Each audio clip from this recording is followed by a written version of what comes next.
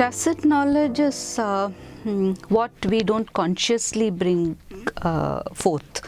So we have a certain kind of understanding, but we are not able to concretely articulate it to ourselves.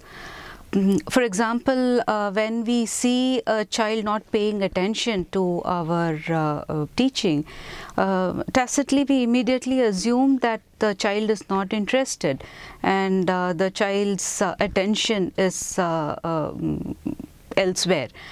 And we respond to the situation accordingly. So we either scold the child or we make a conscious effort to bring the child's attention to what we are doing in the class.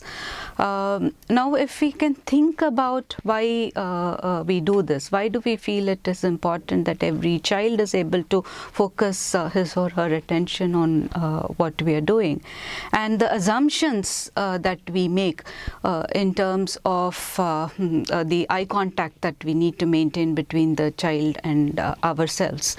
So when we bring these assumptions to the fore, so that is when our tacit knowledge comes forth as a practical, articulable knowledge that we can share with the larger group, and for ourselves also to reflect about later. When it comes to reflection and action, I would like to recall Dewey.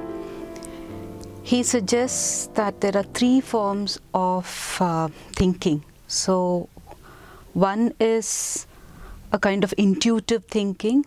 He calls it insight thinking. The other is technical thinking. That comes out of routine action that we are used to. The third is reflective thinking. So as teachers, we are faced with complex issues in classrooms, and many a time we react to those situations, and that reaction comes out of intuition. So we take spot decisions as to how to resolve that situation, and there are times when the insight that we have based on our experience do stand in good stead, and we are able to solve the problem to a great extent.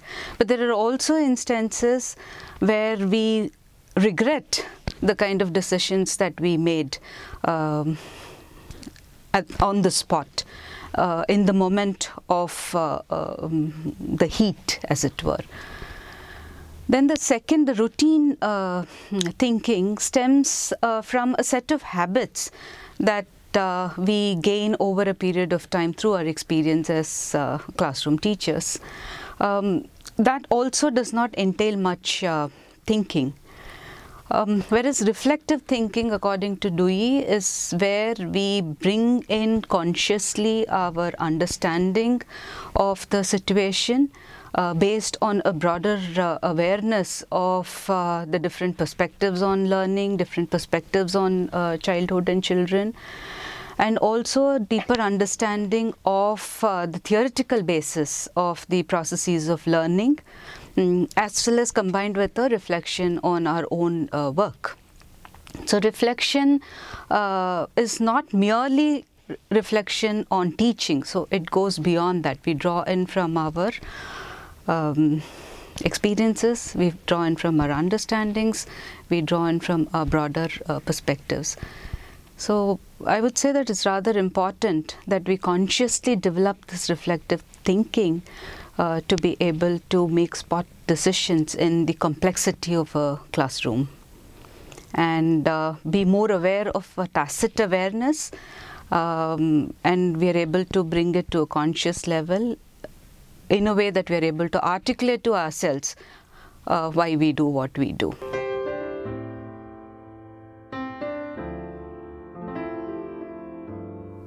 As teachers, we gain immense practical knowledge through our experience with students constantly.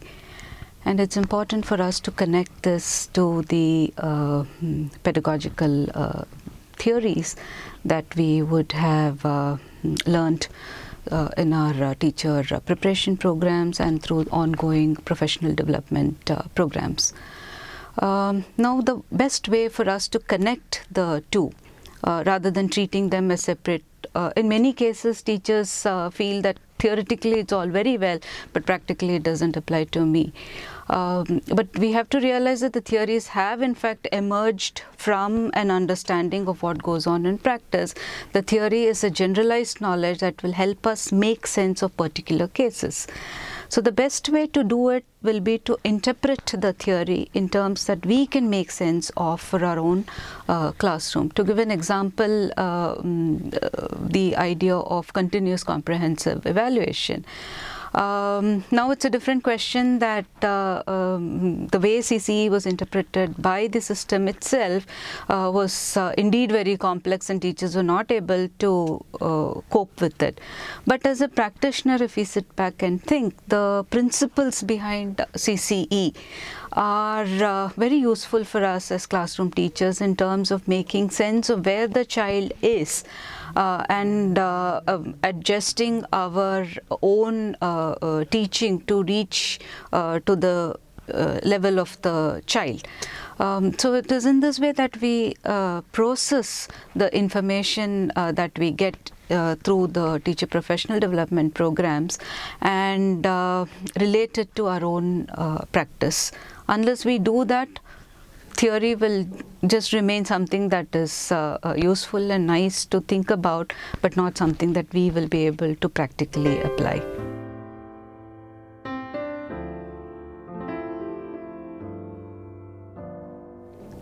Some useful ways in which reflection on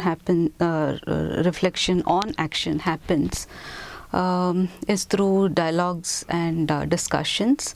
And the context for these dialogues and discussions would be networks of practitioners.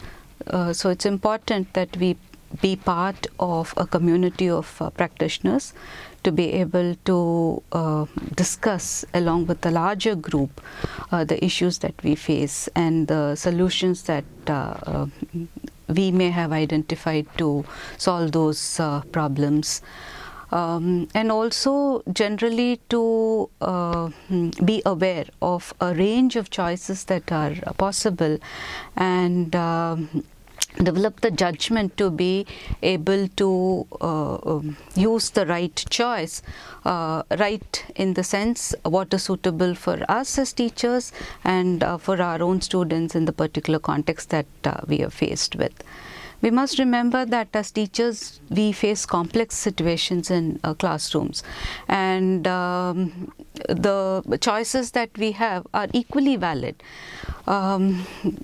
So that is the reason why we must be able to discuss this after we have made certain decisions within the classroom, to be able to reflect whether the decisions were suitable or not, and in future to be able to be in a situation where we can make more informed decisions.